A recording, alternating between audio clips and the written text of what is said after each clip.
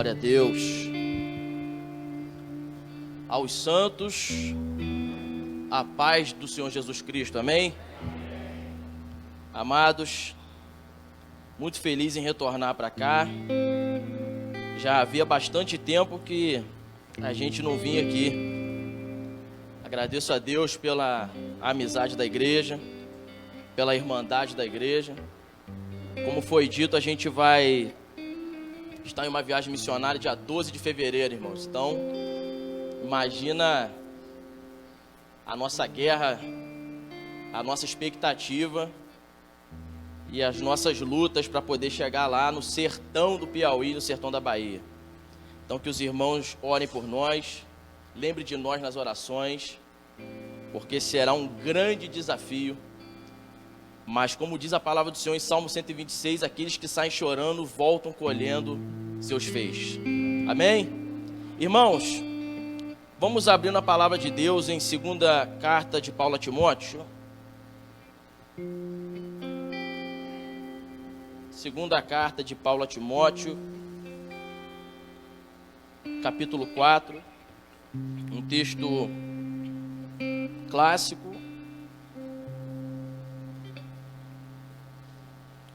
Aos irmãos que quiserem saber mais informações da nossa viagem, é só nos procurar. Todos os detalhes serão passados pelo projeto Missio Dei, que está aí desenvolvendo um trabalho para o Senhor, ganhando almas para o reino de Deus. Quando você achar o capítulo 4, vá no verso 6 ao 8.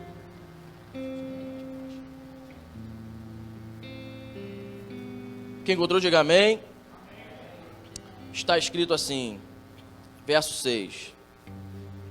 Quanto a mim, já estou sendo derramado como vinho na oferta de libação.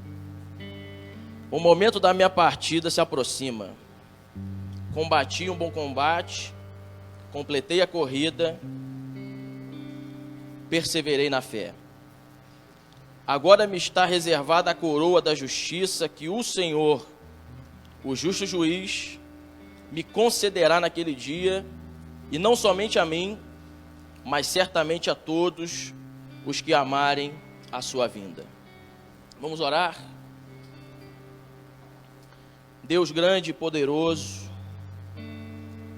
Senhor, eu sou totalmente dependente do Senhor. Eu sou dependente do Senhor até para te glorificar, Deus, até para poder te adorar. Eu sou dependente do Senhor porque faltam-me palavras para enaltecer o teu santo nome na medida que o Senhor merece. Então nem para te adorar, meu Deus, sem a tua presença eu consigo. Imagine para pregar a tua santa palavra. Imagina para pregar a sã doutrina, Senhor. Deus, eu peço que o Senhor venha colocar a tua mão furada na minha cabeça e me encharcar com o teu azeite da unção para ministrar esta palavra. Deus, eu não quero pregar conteúdo, eu não quero pregar, meu Deus, só para cumprir uma agenda. O Senhor sabe disso, o Senhor me conhece, sonda o meu coração como sonda dos irmãos, mas eu quero trazer uma palavra que venha ter vida, que venha ter transformação para nós, para que nós venhamos sentir o teu mover na profundidade, ainda que venhamos falar em línguas ou não, ainda que venhamos, meu Deus, sentir o mover pentecostal ou não, ainda que venhamos chorar na nossa intimidade ou não, não importa a forma que será manifesta a tua glória, desde que a tua presença esteja conosco, Senhor.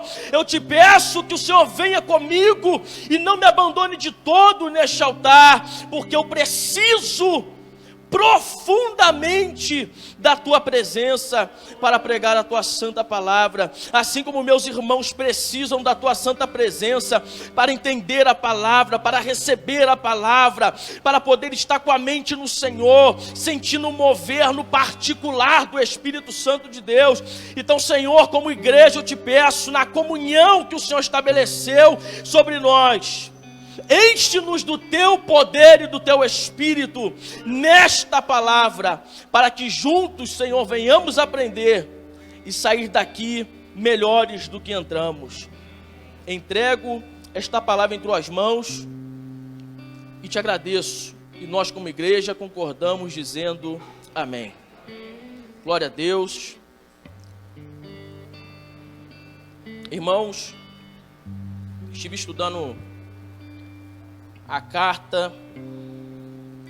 as duas cartas de Paulo a Timóteo, e também refletindo um pouco sobre a nossa viagem missionária, refletindo sobre a nossa jornada como cristão e aquilo que nós fomos vocacionados. E Deus me fez me deparar com esse texto. Segunda carta de Paulo a Timóteo é considerada a última carta do apóstolo Paulo. A carta de despedida. A carta em que ele transmitiria as últimas instruções, tanto para Timóteo como para os santos. Agora, o interessante é que, quando se trata de uma carta de despedida, a gente começa a imaginar uma carta preenchida e recheada de tristeza, de lágrimas, porque não se tratava de uma despedida de alguém que vai para uma cidade e logo depois, alguns meses depois, alguns anos depois, voltará a ter contato. Era uma carta de despedida de morte. E era um dos momentos mais turbulentos da vida de Paulo. Ainda que ele houvesse passado por outros momentos turbulentos, como diversos 3 naufrágios, diversas prisões, tivesse sido flagelado, mas só que agora o apóstolo Paulo estava preso, e não somente preso, mas estava sendo profundamente, extremamente caluniado, sendo chatado como um charlatão da fé. E não somente estava sendo caluniado e sendo taxado como charlatão da fé, mas como também estava sofrendo inúmeros abandonos na sua reta final. O apóstolo Paulo estava preso, sendo caluniado e sendo abandonado por pessoas que estavam com ele há anos de jornada. Estava com ele desde alguns começos da sua trajetória. Preso e abandonado por alguns personagens como Fígelo, Hermógenes, abandonado por Alexandre. Alexandre, que trabalhava com bronze, não apenas o abandonou, mas tentava prejudicá-lo ainda que ele estivesse preso. Foi abandonado por Demas. Demas, que estava desde o começo de algumas trajetórias de Paulo. Demas, que estava junto com o apóstolo Paulo na sua primeira prisão em Roma, quando a prisão foi domiciliar. Quando Paulo estava escrevendo a Filemão, Demas estava junto. Mas o nível de calúnia era tão grande, e o nível de abandono era tão intenso, que até Demas, que estava há bastante tempo com Paulo, o abandona e começa a fazer da sua fé agora um amor ao mundo. Então imagina a mente de Paulo, imagina a turbulência de Paulo. Imagina agora que Paulo não está mais com aquela expectativa da primeira prisão domiciliar, na qual ele foi preso, mas mesmo assim ele estava com expectativa de dar continuidade no ministério. Agora ele tem a certeza de que vai ser morto. Mas só que a sua última carta não é preenchida por tristeza e nem por lamento, mas ela é munida de encorajamento. Ela é revestida de fortalecimento. Ela é preenchida de inspiração para Timóteo, primeiramente. Ainda que ele soubesse que a carta chegaria a outros santos e a outras igrejas, como de fato chegou, a sua intenção primária era fazer com que Timóteo recebesse encorajamento. Agora você imagina comigo, uma pessoa presa, condenado à morte, sendo abandonado, encorajando quem está livre, ministrando perseverança para quem está solto. A carta não tem só um afeto pastoral, e nem de paternidade de fé. Paulo era o pai da fé de Timóteo. Havia amor por aquele discípulo, assim como havia por Tito. Havia um amor como se ele tivesse saído realmente do sangue de Paulo. Mas só que não há somente um afeto aqui, mas há uma inspiração e uma autoridade espiritual, aonde o próprio Deus quer falar para Timóteo, para a sua igreja e para as demais pessoas que ouvissem essa carta como nós estamos ouvindo. Mas por que preso, apóstolo Paulo ministra sobre Timóteo encorajamento e fortalecimento? A gente vai ver durante a trajetória que Timóteo, ele exerce um ministério fundamental e exerce um ministério brilhante. Mas a primeira coisa que Paulo tem em mente quando começa a encorajar Timóteo nas duas cartas, principalmente na primeira, a primeira característica é porque Paulo estava ministrando sobre Timóteo um amadurecimento que não podia ter atraso. Era necessário que Timóteo recebesse encorajamento e fortalecimento a ponto de que o seu amadurecimento, o seu processo não tivesse atraso algum. Porque estava sendo confiado para Timóteo grandes responsabilidades, não somente por Paulo, mas principalmente por Deus através de imposição de mão e de profecias. Exercer um amadurecimento dentro do processo exato, irmãos, era fundamental para Timóteo, pois não daria tempo para Timóteo ficar se resguardando para esperar outros níveis, outros processos de amadurecimento chegar na sua vida. Existem determinados tempos na nossa vida que nós precisamos amadurecer no tempo certo. Nós precisamos chegar no auge da maturidade na estação exata, irmãos. Porque Deus às vezes vai te proporcionar tempos para poder retomar o amadurecimento que você perdeu lá atrás. Mas existem coisas no seu ministério que não vai dar tempo. Exige uma estação exata, uma estação certa para a colheita certa, na hora certa, e é preciso você estar maduro. Então é por isso que Deus proporciona algumas situações para você, assim como proporcionou para Timóteo, a gente vai entrar nisso.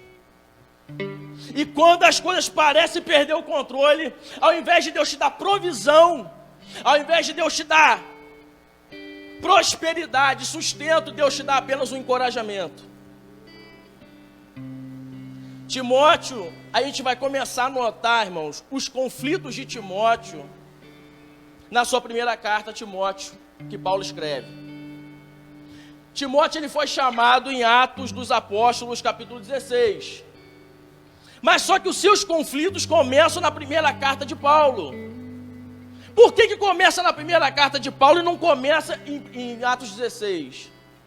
Pelo fato de que, enquanto estava, antes de chegar a carta de Paulo a Timóteo, a primeira, tudo que Timóteo fazia, ele estava junto com o apóstolo Paulo. Tudo que Timóteo iria desempenhar de ministério, ele estava junto com o apóstolo Paulo. Ele ia fazer alguma coisa, o apóstolo Paulo estava do seu lado. Ele ia desempenhar uma pregação, o apóstolo Paulo estava do seu lado. Ele ia evangelizar, o apóstolo Paulo estava do seu lado. Quando Paulo escreveu aos Filipenses, Timóteo estava junto. Quando Paulo escreveu aos Colossenses, Timóteo estava junto. Quando Paulo escreveu a Éfeso, Timóteo estava junto. Quando Paulo escreveu a Filemão, Timóteo estava junto.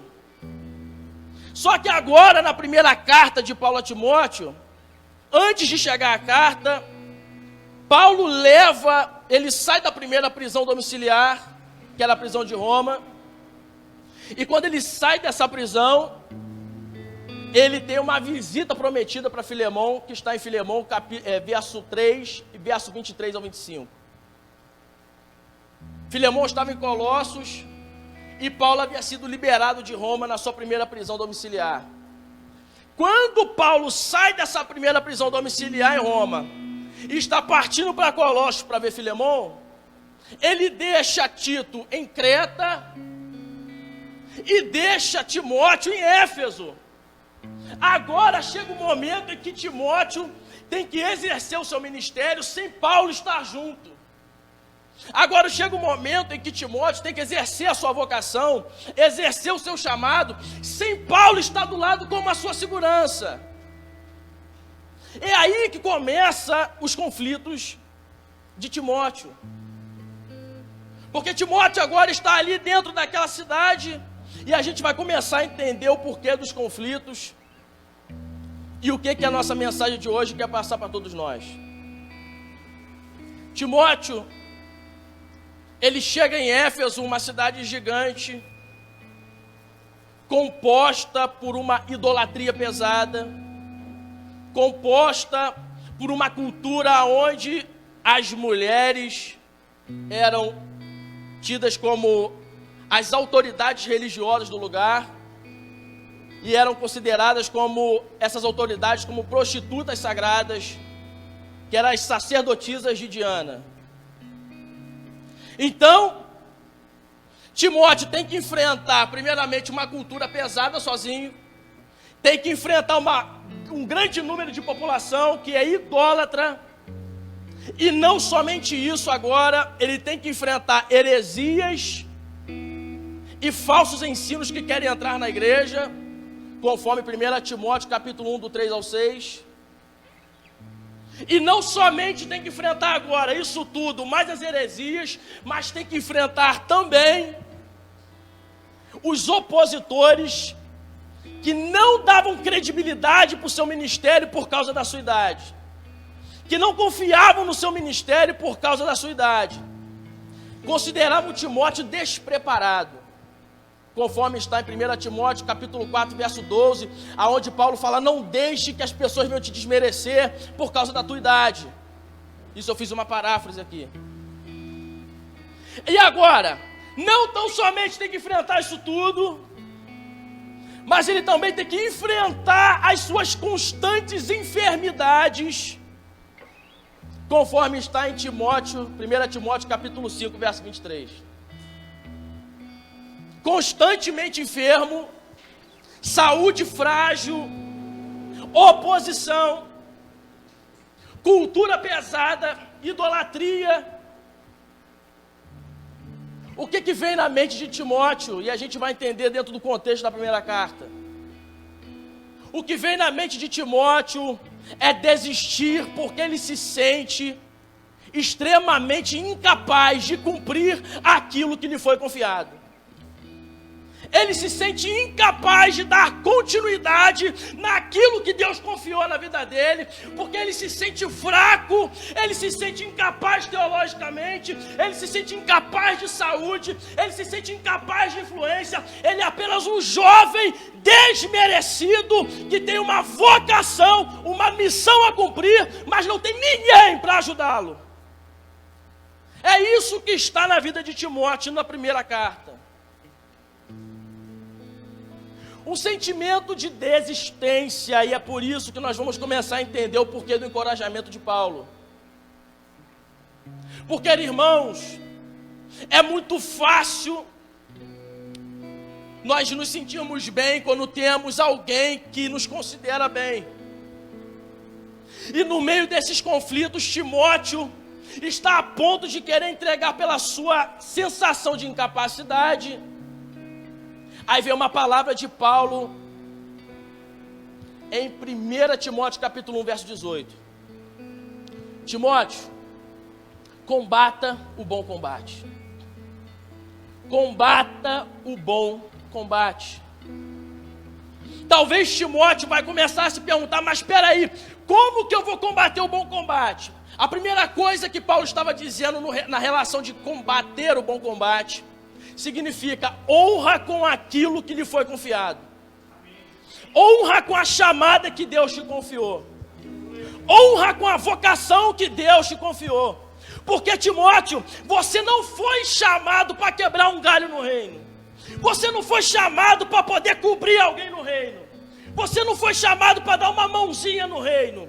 Você não foi chamado para poder auxiliar somente num período. Você foi vocacionado, recrutado para poder cumprir a responsabilidade que lhe foi designada. Só que Timóteo vai começar a falar, mas é muito fácil combater o bom combate quando você tem alguém para te depositar confiança. Por exemplo, é muito fácil a gente pregar, evangelista Gabriel Gaspar. É muito fácil você pregar em um lugar que todo mundo te olha e acredita que você vai trazer uma boa palavra.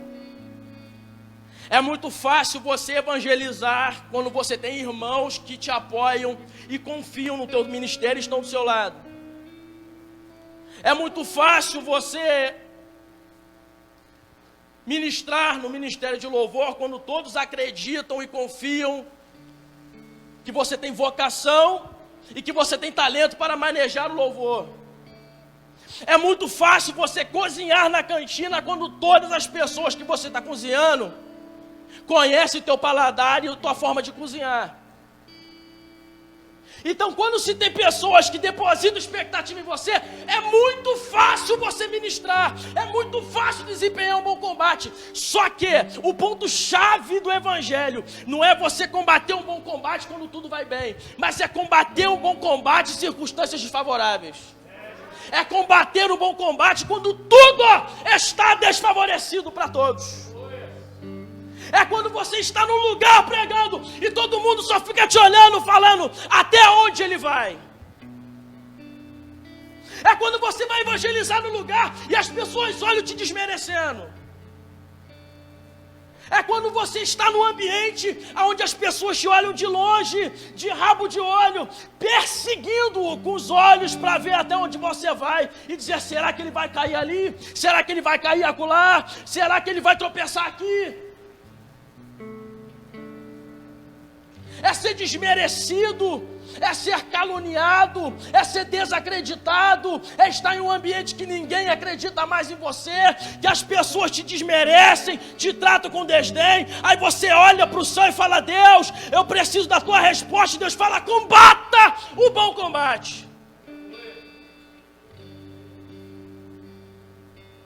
Porque, irmãos, o Evangelho tem transmitido para nós uma mensagem que só é possível combater um bom combate em circunstâncias favoráveis. Aí quando a circunstância desfavorece, a gente tem que ir para a caverna pedir provisão a Deus. Quando a circunstância desfavorece, a gente tem que se esconder. Tudo ia bem para Timóteo, irmãos. Era fácil desempenhar o ministério. Só que agora ele está com muita gente à sua volta, mas está sozinho e tem que desempenhar uma grande responsabilidade. Você acha que é fácil, irmãos, combater um bom combate? Você acha que é fácil combater um bom combate em um ambiente onde você só está perdendo coisas? Às vezes você não faz parte ainda do time que tem que combater um bom combate quando tudo está desfavorável. Às vezes tudo foi favorável para o seu ministério ainda. Só que ninguém está isento de passar por circunstâncias desfavoráveis. E quando essa circunstância chegar, qual será a tua posição diante da tua vocação? E se você está passando por circunstância desfavorável, ou se você está em circunstância favorável, qual a tua posição em relação ao teu chamado? Qual a tua posição hoje em relação à vocação que Deus te confiou? Não é fácil combater quando se perde. Não é fácil combater enfermo. Não é fácil combater quando se tem desmerecimento. Não é fácil combater quando você tem um cenário onde chega profetas e falam, Deus vai te abençoar esse ano, eu vi a chave na tua mão, eu vi a vitória chegando para você, eu vi que Deus vai te dar um carro, Deus vai te dar uma casa, a porta de emprego vai abrir, aí passa o ano, entra outro, passa mais um, e você continua sem recurso. Aí chega um profeta para você e diz: o teu filho vai ser uma bênção, o teu filho vai ser instrumento de Deus, o teu filho vai ser a alegria da tua casa, o teu filho vai carregar o teu ministério, o teu filho vai ser cheio de dons espirituais. Aí teu filho morre. Aí teu filho morre. Aí você vira para Deus e fala: Deus, me dá uma resposta, eu preciso que o Senhor fale comigo. Aí Deus fala com você: combata o bom combate, exerça aquilo que lhe foi confiado, cumpra com a função que lhe foi confiada. Aonde está a tua segurança agora, Timóteo? Está em Paulo ou está em mim? Você ia bem quando estava com Paulo, mas agora que está sem ele, você vai continuar bem. A tua segurança está onde? Quando a igreja está lotada, ou quando a igreja estiver vazia, a tua segurança ainda é em Cristo. Quando você está empregado, você tem segurança, mas quando está sem emprego, como está o teu combate? É isso que Paulo estava dizendo para Timóteo na primeira carta. Ele vai dizendo na primeira carta: se dedica.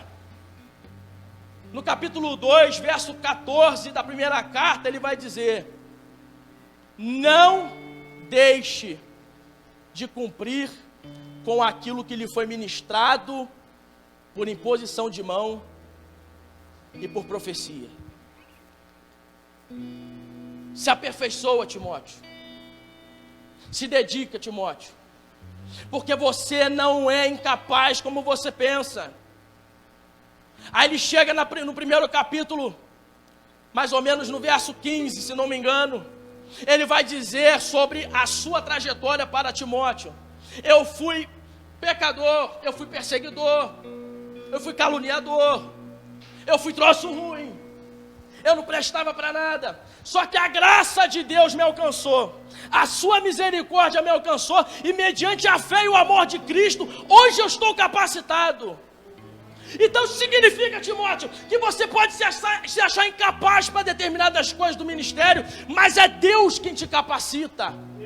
Você não precisa ser como eu, Timóteo, mas você tem que me imitar na fé e entender que Deus te capacita, que Deus é que te dá o crescimento, é que Deus é o dono da obra, Ele que vai dar todas as ferramentas e preparo para você continuar. E isso nós estamos falando sobre desistir da vocação dentro do cenário de imaginar que somos incapazes para aquilo que nos foi confiado. Só que agora, quando chega na segunda carta, e a mensagem vai ser breve, quando chega na segunda carta, parece que Timóteo não está mais com aquela sensação de incapacidade. Timóteo parece não querer largar mais a sua vocação por causa da pressão que ele sofria naquele lugar. Só que na primeira carta, Paulo estava solto. Já agora na segunda, Paulo está preso de forma definitiva. E Paulo preso, abandonado, ele chega e faz uma introdução fantástica na segunda carta. E o verso 3, ele diz algo sensacional para a vida de Timóteo. Rendo graças a Deus a quem sirvo com consciência limpa. Primeira questão de Paulo: tudo que me foi confiado, eu cumpri. Toda a missão que me foi designada, eu concluí com excelência. Eu não desisti daquilo que me foi confiado, e a minha consciência limpa também está diante das acusações. E ele vai dizendo: ao lembrar-me constantemente de ti, noite e dia, em minhas fervorosas orações. Paulo estava preso, Mas mesmo preso, ele arrumava tempo para orar fervorosamente por Timóteo. Ele arrumava tempo para levar diariamente Timóteo para o trono da graça. É uma pessoa presa, abandonada, intercedendo por quem está solto, podendo fazer alguma coisa. E isso é mediante ao seguinte cenário: se a primeira carta de Paulo era porque Timóteo se achava incapaz, a segunda carta é porque Timóteo, ainda que ele tivesse sido testificado, uma fé sincera, como ele vai falar aqui, Paulo vai falar a Timóteo no verso 4 e no verso 5, tu tem a fé igual da tua avó Lloyd e da tua mãe Eunice, uma fé sincera, ou seja, você não sabota a sua fé, ainda que você tenha conflito, você é sincero na expressão da sua fé. Você não tenta maquiar a sua fé, você não tenta falar em língua quando você não tem vontade, você não tenta ser um super-herói, você não tenta ser um santo a mais do que os outros, você não tenta ser melhor, você só apenas expressa a sua fé mediante aquilo que você está passando. Isso é sinceridade, isso é bom. Só que agora Timóteo está passando por um conflito de ou continua o ministério, ou continua a vocação que lhe foi confiada, ou ele desiste. Porque ele está vendo a sua maior referência sendo caluniada. Ele está vendo a sua maior referência sendo taxada de charlatão. E o que passa na cabeça de Timóteo agora é: será que é isso mesmo que é para a minha vida? Será que eu não empenhei tempo à toa naquilo que me foi confiado? E será que aquilo que me foi confiado realmente é da parte de Deus ou não? Será que é exatamente isso que eu tenho que desempenhar durante a minha vida? Eu estou vendo pessoas abandonando o evangelho, eu estou vendo Demas indo para o mundo, eu estou vendo pessoas saindo da igreja, eu estou vendo pessoas parando de pregar determinadas coisas, e eu estou vendo as pessoas que estão abandonando, crescendo em determinadas áreas. Será que é isso que eu tenho que seguir? Aí Paulo vai dizer: por esse motivo, uma vez mais, quero encorajar a reviver o dom de Deus que habita em você. Primeiramente, na primeira carta a Timóteo está escrito: desenvolva, aprimore o dom. Na segunda carta está dizendo: reviva o dom. Isso significa que na primeira carta, quando ele se sentia incapaz, Paulo estava dizendo: vai aprimorar aquilo que você tem, vai estudar a palavra, vai fazer uma aula de canto, vai fazer uma teologia, vai se consagrar, vai subir o monte, vai fazer jejum, vai ter uma vida de oração, se reforça, não deixa que o diabo venha roubar aquilo que Deus te entregou. Mas agora na segunda carta ele está dizendo: reaviva aquilo que Deus te deu, porque você está morrendo, Timóteo, você tem uma chamada grande, você é escolhido, mas você está deixando morrer aquilo que Deus te deu.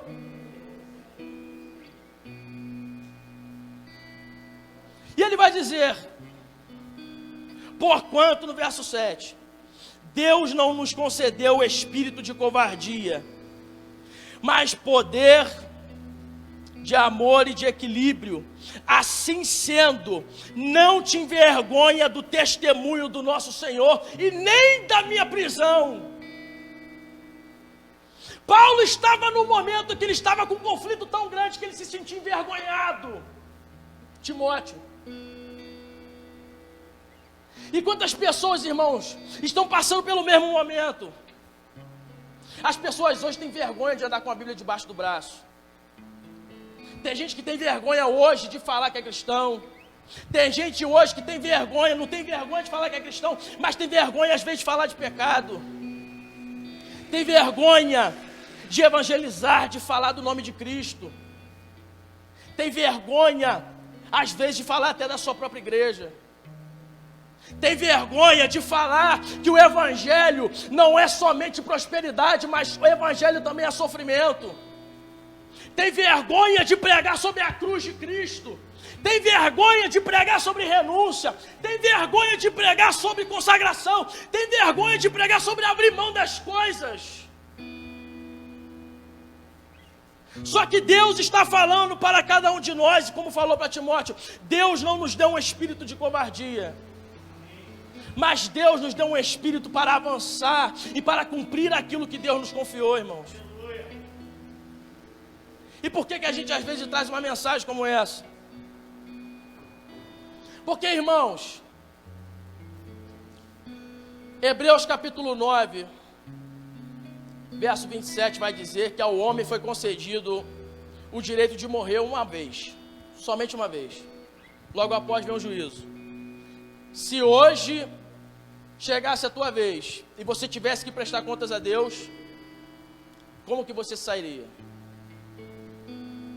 Como você se sairia?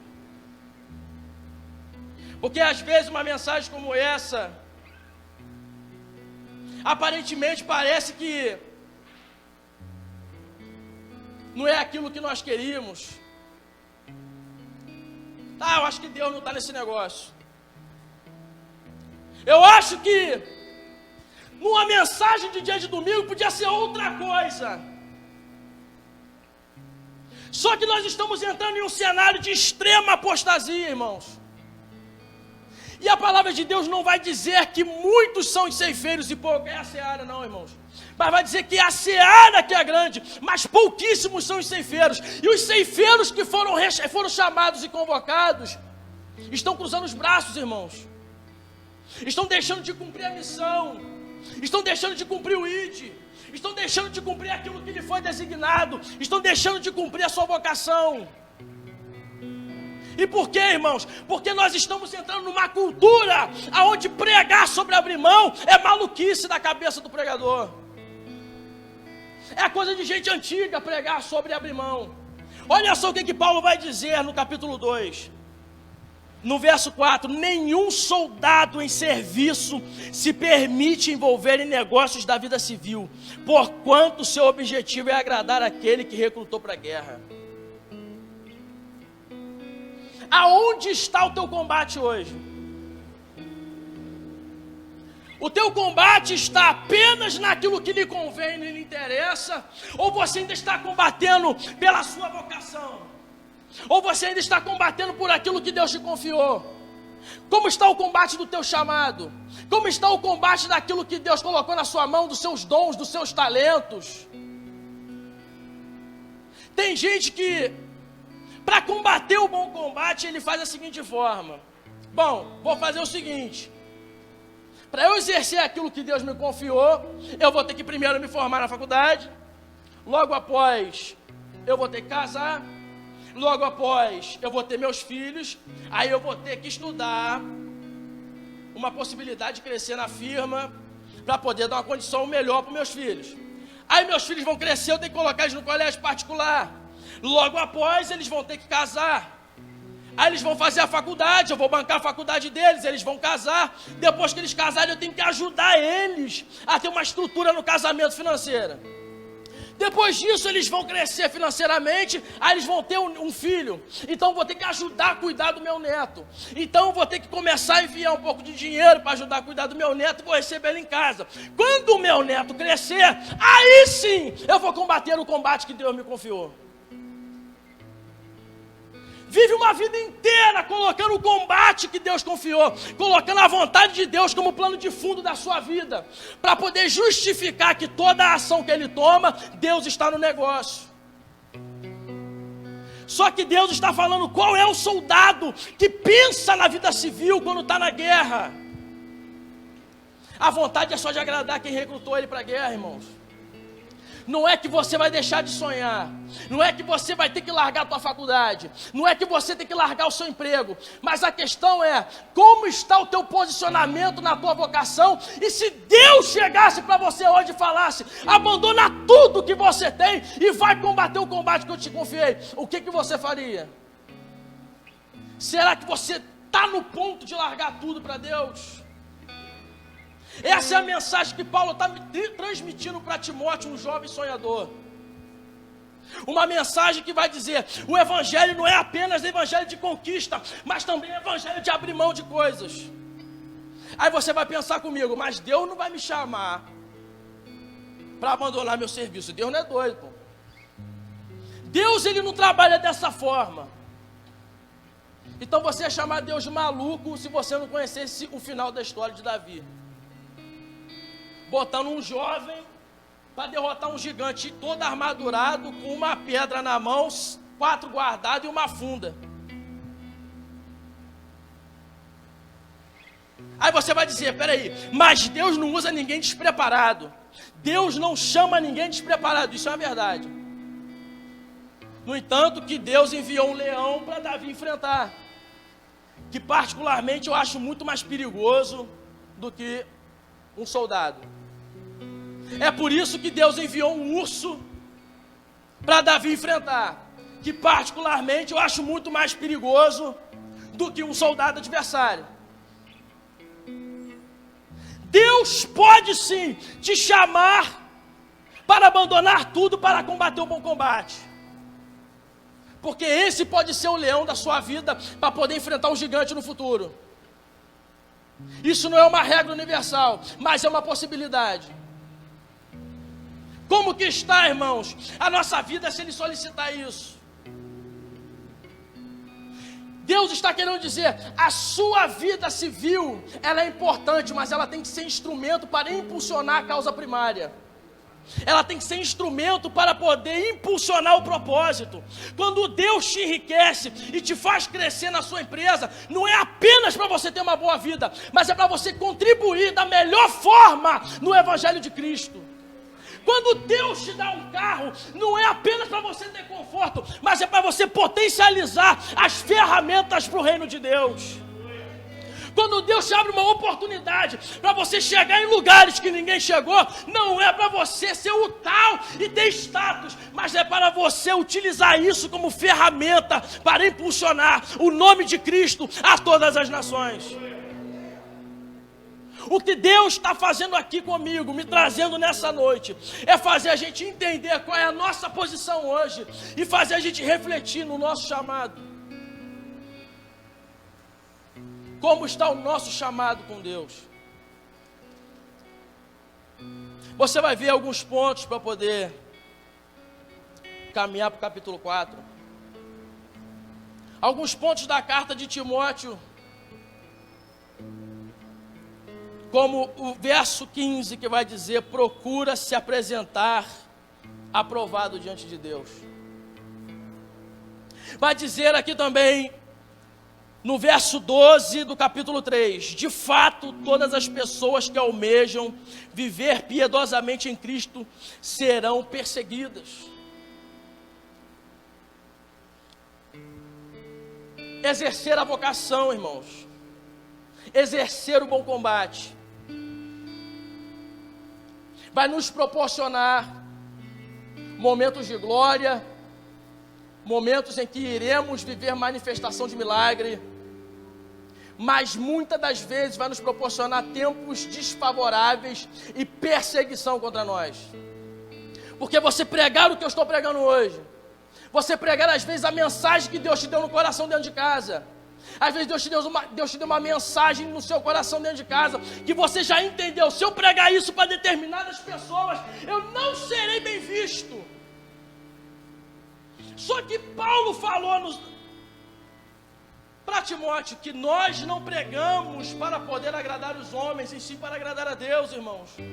A mensagem que eu estou trazendo para você não é nenhuma mensagem para fazer você se sentir pesado, não é uma mensagem para você pensar que isso aqui é uma exortação, que é bater, não. Isso é uma mensagem de encorajamento, porque pode ter pessoas aqui que estão bem ministerialmente, mas podem ter pessoas aqui que estão paradas porque se sentiram incapazes, estão paradas porque estão combatendo um combate particular e não estão dando prioridade para o combate de Deus. Tem pessoas aqui que têm vocação para poder ganhar muita gente para o reino, mas está parado como se fosse um covarde, esperando um incentivo de alguém, mas para onde ela olha, ela não vê incentivo. Ela só vê a seguinte frase, como eu vi muito na minha vida: É assim mesmo, irmão. Deus sabe de todas as coisas. Quem nunca ouviu isso? Né, Mário? É assim mesmo, Mário. Deus sabe de todas as coisas. Não, tu está passando por isso, não esquenta não. Isso aí, Deus vai te dar a vitória. Você não ouve ninguém falar para você assim: irmão, eu estou contigo. Você é capaz. Deus te deu um dom. Deus te deu um talento, você tem um talento formidável. Lembra daquele dom de profecia que você tem. Lembra daquele dom que você tem de pregar, aquele dom de amar, aquele dom de ser hospitaleiro, aquele dom de poder receber pessoas, aquele dom de carregar a carga do outro, de levantar o caído. Lembra disso, porque Deus te confiou, não é para você ficar parado. Deus te confiou para você seguir e pregar a palavra de Deus. Deus te confiou dons para você combater o combate de Cristo. Hoje o Evangelho está pregando, o Evangelho de hoje, que as pessoas pregam é o seguinte: Deus vai te dar a vitória, então combate lá pelo teu emprego, combate lá para você crescer, Deus vai te dar a Land Rover que você tanto quer, Deus vai te dar a mansão no Comari que você tanto quer, Deus não vai abrir porta de emprego não, irmão, você não nasceu para ser empregado, Deus vai te dar, sabe o quê? Vai te dar uma empresa, você vai ser CEO de uma empresa. É isso que eles estão pregando. Aí quando chega o momento desfavorável de combater o bom combate, ninguém está preparado, ninguém tem estrutura. Aí quando você precisa de uma palavra para poder te levantar, para você entender que você ainda é capaz, porque é Deus quem te faz capaz, as mesmas pessoas que pregaram que ia chegar coisa boa para você, viram as costas para você. Pega um pregador que prega só vitória e vai para ele e fala assim: irmãos, eu estou passando por um grande problema, eu acho que eu vou abandonar meu ministério. Ele vai virar para você e falar assim: irmão, fica tranquilo, Deus tem vitória para a tua vida. Vai virar as costas para você e vai embora. Vai virar as costas para você, por quê? Por que esse pregador vai virar as costas para você? Porque Demas virou as costas para Paulo. Demas que estava no começo, irmão, Demas que foi amigo, Demas que foi chamado de companheiro por Paulo quando escreveu a Filemão, Demas que foi chamado de íntimo, traiu o apóstolo Paulo, virou as costas para Paulo. Por quê? Porque ele não queria combater um bom combate, ele só queria combater um combate favorável. Há uma diferença de você combater um bom combate e combater só o combate favorável. O combate favorável é só aquele combate que lhe convém. Não, eu estou junto. O que eu vou ganhar? O que eu vou ganhar? Não, peraí, eu estou demorando muito. Aqui eu demoro muito mais, pastor Marcelo, para eu subir de nível. Aqui eu demoro muito mais para ser pastor. Aqui eu demoro muito mais para ser evangelista. O que eu vou ganhar para combater isso aí? Não, tu vai ganhar que tu vai ter que abrir mão das coisas. Não, peraí, eu custei a comprar meu carro, eu custei a entrar na faculdade, eu custei a fazer isso, eu vou ter que abrir mão disso. Então eu não quero combater esse combate, quero combater um combate favorável. Só que Deus me trouxe na congregacional, aonde não tem pessoas que querem combater combate favorável, mas tem pessoas que querem combater um bom combate. Porque a vida do cristão não depende de circunstância, ela depende exclusivamente de Deus. Se o negócio está indo, Deus está no controle. Se o negócio está parado, Deus está no controle. Se o barco está navegando, Deus está no controle. Se o barco afundar, Deus está no controle. Se vir tempestade, Deus está no controle. Se o céu abrir, Deus está no controle. Se tiver porta, Deus está no controle. Se não tiver porta, Deus está no controle. Se tem perseguição, Deus está no controle. Se tem amigo, Deus está no controle. Se tem abandono, Deus está no controle. Você pode estar com quem você estiver, ou pode estar sozinho, mas Deus está no controle.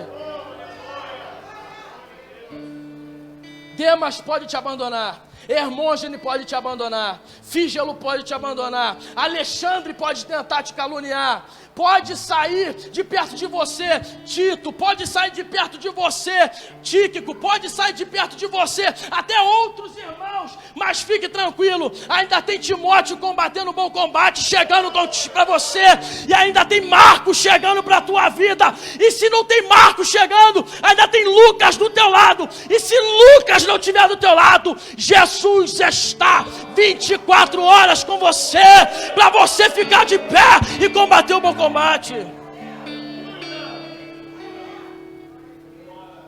Deus me trouxe aqui para dizer para você, você tem chamada e tem que desempenhar isso. Do que adianta você ver o evangelista Amós crescendo na fé e desempenhando algumas coisas que Deus lhe confiou e você ficar respaldando a sua vida no que ele faz? Paulo estava dizendo, não respalde a vida no que eu faço, mas respalde a vida no que Deus te confiou. Você tem que me imitar nos preceitos da fé. Você tem que me imitar na renúncia. Você já viu que tem gente que quer imitar a pessoa em tudo, menos na fé. Eu quero imitar o jeito de pregar. Eu quero pregar igual o evangelista Gabriel Gaspar. Eu quero pastorear igual o pastor Marcelo Laurino. Eu quero evangelizar igual o irmão Mário. Eu quero fazer uma arte igual o Leonardo Clingelfos. Mas imitar a fé, eu não... tem que renunciar igual ele renuncia. Não, aí não dá para mim. Ele sobe muito monte, ele ora muito, não dá não. Esse negócio de não precisa orar muito também, né? Não é de muita palavra que Deus ouve, não é verdade? Não, ele lê muita palavra, ele estuda, ele lê direto, ele está todo dia fazendo seu devocional. Não, para mim, isso aqui não dá para imitar, isso aqui não dá tempo. Isso aqui não dá tempo, porque isso aqui, eu tenho outras coisas para fazer, mas eu quero pregar igual ele. Mas o pastor Marcelo Laurindo, ele não apenas pastoreia, ele também tem uma vida de renúncia, ele tem uma vida que ele visita pessoas, ele ouve pessoas, ele dá o coração para as pessoas. Não, esse negócio de dar atenção para a pessoa não dá, por isso que Deus permitiu o WhatsApp. Então você vê pessoas querendo imitar o outro no resultado, mas não quer imitar no processo. Então Paulo estava dizendo, você não tem que me copiar no jeito que eu faço as coisas, do resultado, mas você só tem que me copiar no processo. Sede meu imitador, porque eu sou imitador de Cristo, conforme 1 Coríntios 11:1. Seja meu imitador, porque eu sou de Cristo. Eu não consigo pregar como Jesus pregava, do mesmo jeito. Jesus tem toda a característica de ter toda a mansidão para pregar. Eu prego talvez de forma mais enérgica, não tão enérgico como Pedro, mas também não prego tão manso como João. Então a gente não precisa imitar um ao outro nas características, só temos que imitar no processo, que é a fé, o desempenho da fé, o desempenho do combate, não desistir e saber que cada um foi vocacionado de um jeito, mas o jeito que você foi vocacionado é porque Deus te confiou grandes coisas para fazer. Às vezes você se sente incapaz porque você não prega. Eu queria pregar, meu negócio, como é que pode? Eu queria pregar, por que Deus só me deu o dom de varrer a igreja? O seu dom é tão importante como quem prega. E tem gente que faz muito mais do que quem prega. Porque quem prega, muitas das vezes, alguns pregadores só se preparam para pregar. Nem para cultuar se prepara mais. O interessante é você se preparar primeiramente para cultuar a Deus, para poder exercer a tua função com excelência. Mas tem muito pregador hoje que não se prepara nem para cultuar mais. Ele quer vir cumprir a agenda e ir embora para casa. Aí às vezes você que varre a igreja, você que só faz uma arte, você que apenas ajuda na cantina, você às vezes está fazendo muito mais para Deus do que quem está pregando, porque Deus conhece a tua vida de renúncia, conhece o que você abriu mão, conhece a tua circunstância desfavorável, conhece as lutas que você passa, conhece as calúnias que você sofreu, conhece as traições que você sofreu, conhece os abandonos que você teve, mas você ainda continua firme varrendo a igreja, você ainda continua firme na cantina, você ainda continua firme do lado do pastor, você ainda continua firme no ministério, porque você está dizendo para Deus e para o mundo, e principalmente para Satanás: eu não dependo da circunstância, ou eu vou combater o bom combate até Jesus voltar. Tu, no entanto, verso 14, permanece no ensino que recebeste e sobre o qual tem plenas convicção. Verso 15, porque desde a infância sabes das sagradas escrituras, que tem o poder para te fazer sábio para a salvação. Paulo está falando para alguém que nasceu em berço cristão.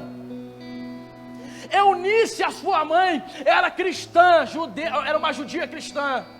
O seu pai era grego e não tinha confissão de fé cristã, mas a sua mãe tinha, e a sua avó Lloyd também. Então ele está falando para alguém que nasceu no berço cristão, que recebeu a palavra desde cedo, que foi escolhido no ventre, que teve imposição de mão, foi entregado profecia, mas mesmo assim queria desistir.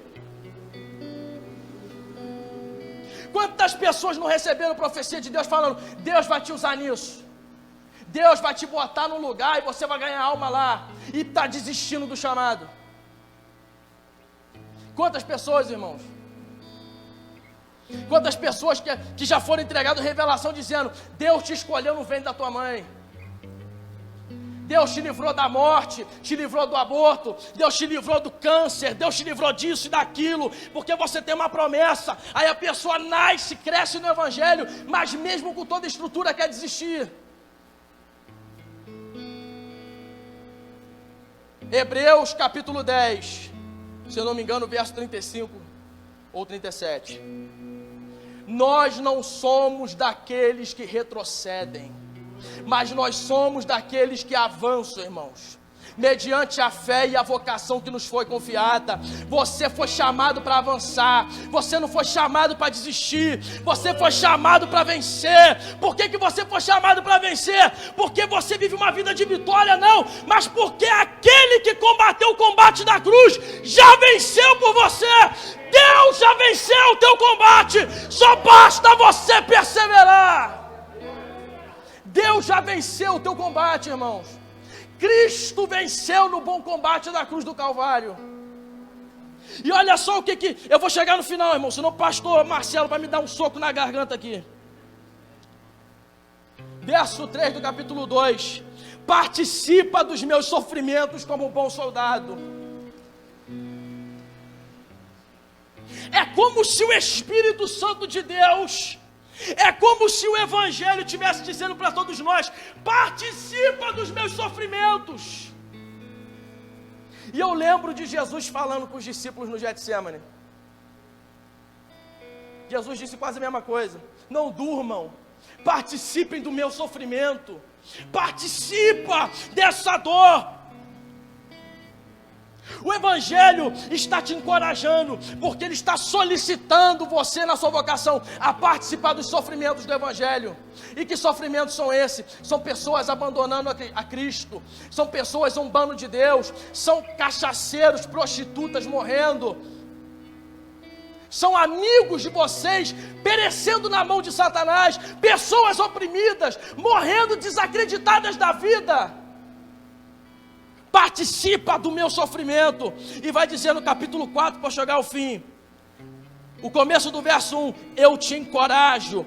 Começo do verso 2, prega a palavra. Verso 5, no entanto, ser equilibrado em tudo e suporta os sofrimentos.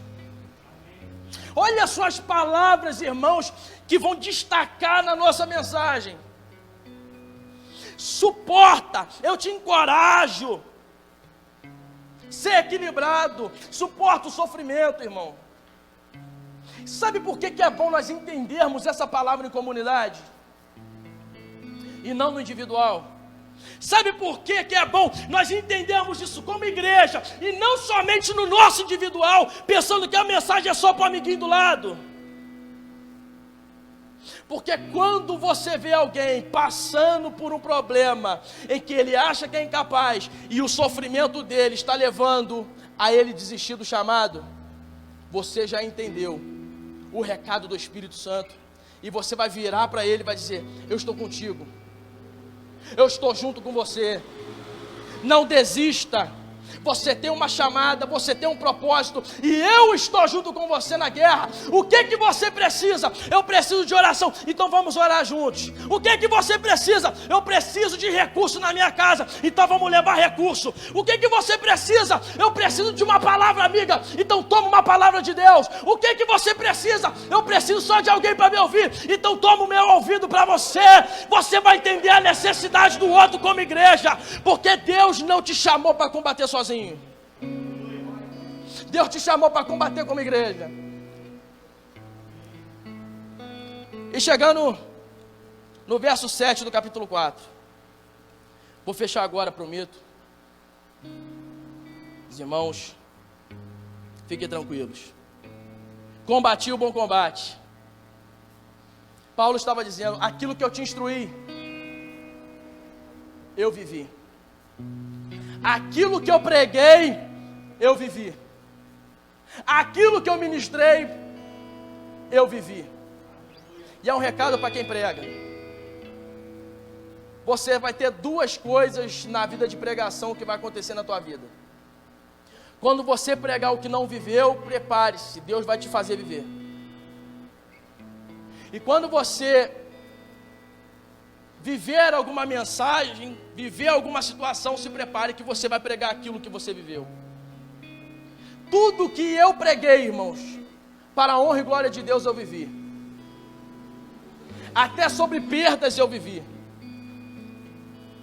Até sobre milagres eu vivi. Até sobre renúncia e exortação eu vivi. Então Paulo está falando aqui: eu falei para você lá atrás combater o bom combate.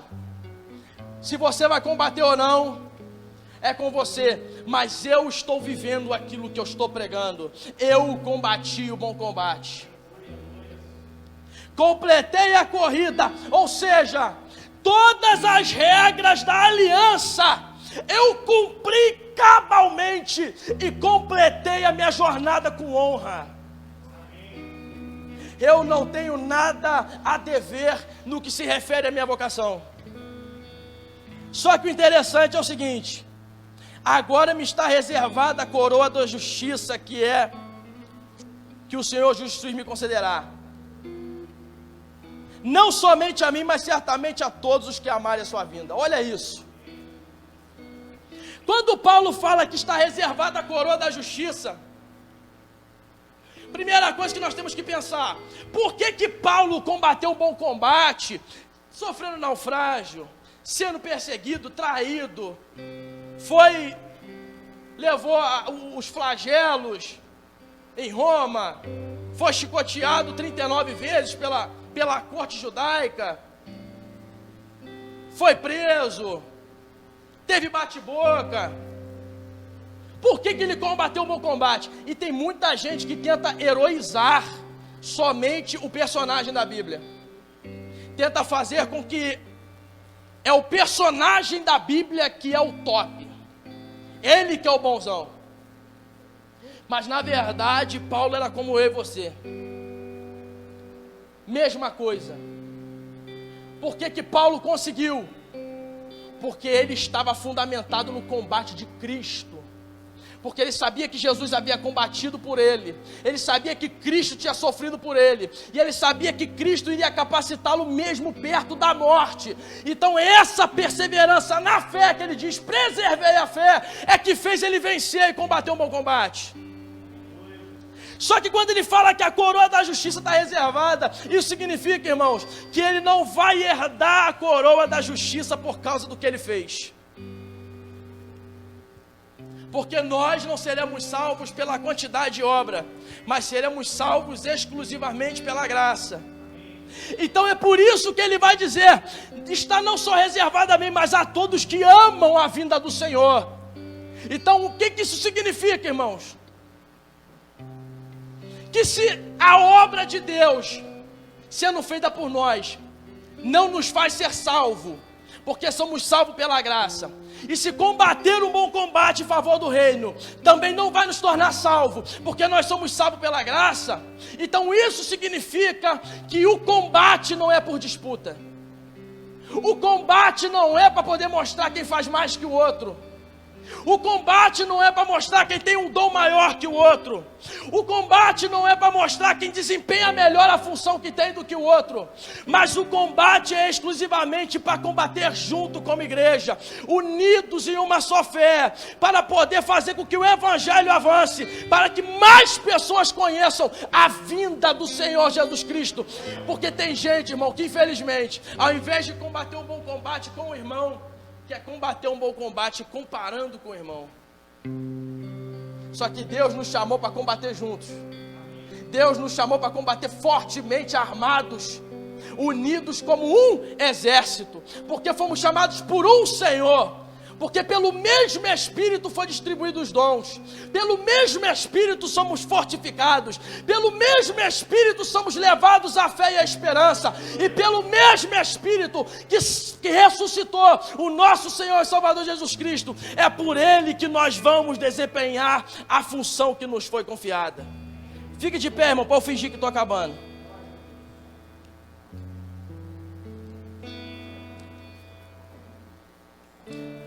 Pedro capítulo 5, verso 4.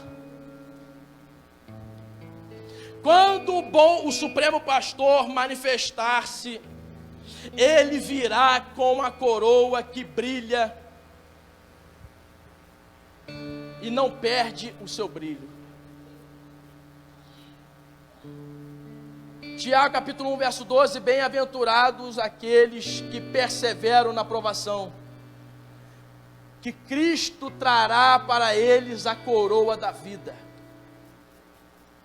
Como está o teu combate pela eternidade, irmão?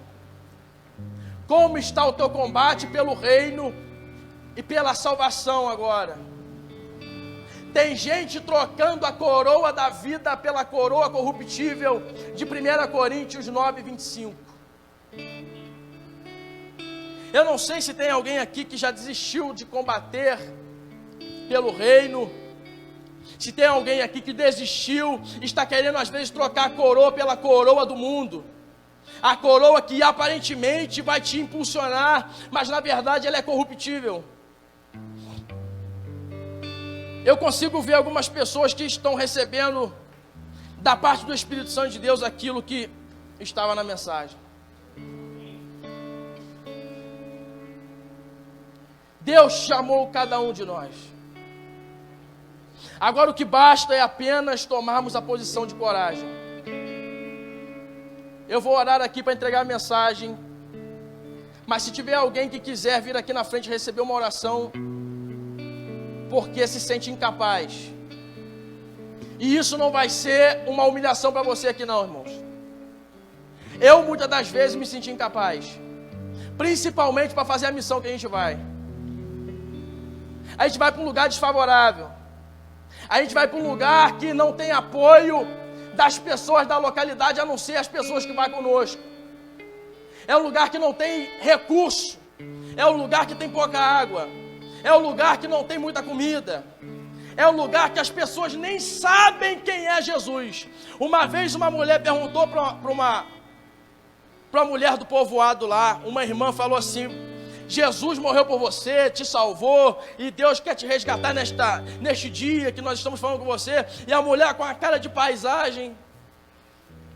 Aí a mulher foi e perguntou: deixa eu te fazer uma pergunta, você tem alguma dúvida do que eu estou falando? Aí a mulher: tenho sim. Aí ela falou: pode falar. Esse Jesus mora por aqui? Ele é daqui do povoado? É da onde? Nem sabia quem era Jesus, irmão. Então quando a gente olha esse cenário, até eu me sinto incapaz de levar tamanha responsabilidade para pessoas que nunca ouviram falar do nome do nosso Salvador. E por quantas vezes eu dentro de casa eu fiquei orando e falando: Deus, o que eu vou fazer naquele lugar? Deus, o que eu vou levar para aquele lugar? Eu sou tão incapaz de pregar a tua palavra, eu sou tão incapaz de fazer aquilo que o Senhor me confiou. E Deus só fala comigo: irmãos, combata o bom combate. Combata o bom combate, eu vou te capacitar. Não desista, não saia. Mas Deus, lá tem perigo, lá tem gente morrendo. O pastor lá falou pra gente que vai levar a gente. Ele disse que é pra gente assinar um termo de responsabilidade e a gente pagar um plano de vida que a gente vai pagar essa semana, porque ele disse que se a gente morrer no campo, a igreja não tem condição de trazer o nosso corpo. Então o seguro de vida é para que, se eu e minha esposa morrermos lá, Deus, através do pastor, vai movimentar ali no seguro de vida o nosso transporte de corpo. Então, se a gente morrer, quem vai transportar nosso corpo é o seguro. Então a possibilidade de morrer é grande. E eu falo: Deus, eu estou diante do cenário que eu e minha esposa podemos morrer, num lugar que ninguém ouviu falar do nome de Jesus. O que eu vou fazer naquele lugar? E Jesus só fala para mim: combata o bom combate, persevere e não desista. Mas Deus, eu sou incapaz. Você pode se considerar incapaz, mas eu te capacito.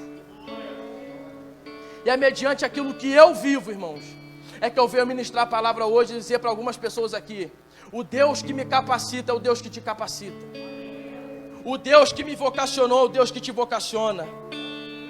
E eu tenho certeza, irmãos, que você não vai vir mais para o culto de domingo somente para assistir, mas você vai cumprir a vocação trazendo pessoas. Você vai cumprir a vocação salvando pessoas.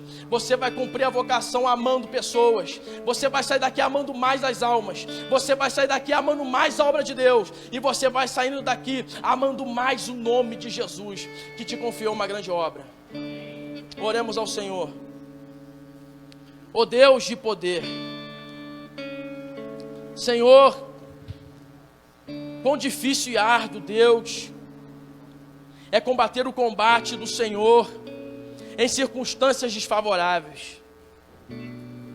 Deus, como é difícil combater o combate do Senhor quando tudo, meu Deus, está desfavorecido. Mas Deus, o Senhor nos deu um espírito de coragem. O Senhor nos deu um espírito vencedor, porque esse espírito, meu Deus, é o Espírito Santo de Deus. E Deus, eu venho trazer essa mensagem nessa igreja, para que essa igreja seja encorajada pelo Senhor a cada dia, a continuar desempenhando a vocação que foi confiada. Deus, se tem alguém aqui pensando em desistir da chamada, ou que já desistiu da chamada, Deus, eu te peço que o Senhor venha no particular dessa pessoa e venha trazer o fogo do teu Espírito, avivando e reanimando as estruturas e o ânimo dessa pessoa.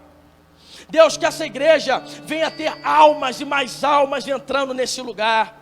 Deus, que a estrutura dessa igreja venha aumentar, que as portas dessa igreja venham se alargar, Senhor, para que almas se rendam aqui, para que o pastor Marcelo comece a ver a cada dia manifestação de milagre, pessoas sendo curadas, Senhor, pessoas sendo curadas de câncer, pessoas sendo curadas e libertas, meu Deus, de espíritos opressores, de libertação de cativos de demônios. Deus, pessoas saindo daqui com milagres para testemunhar que Jesus vive e reina e que a tua vinda é próxima. Ó Deus, vai fortalecendo cada um aqui que já está combatendo o bom combate, que já está na jornada. Não deixa faltar arma, não deixa faltar estrutura, e que a tua paz e a tua graça seja o nosso maior sustento para honrar e engrandecer o teu nome. Entrego essa mensagem em tuas mãos, entrego essa igreja em tuas mãos e te agradeço por tudo que o Senhor tem feito.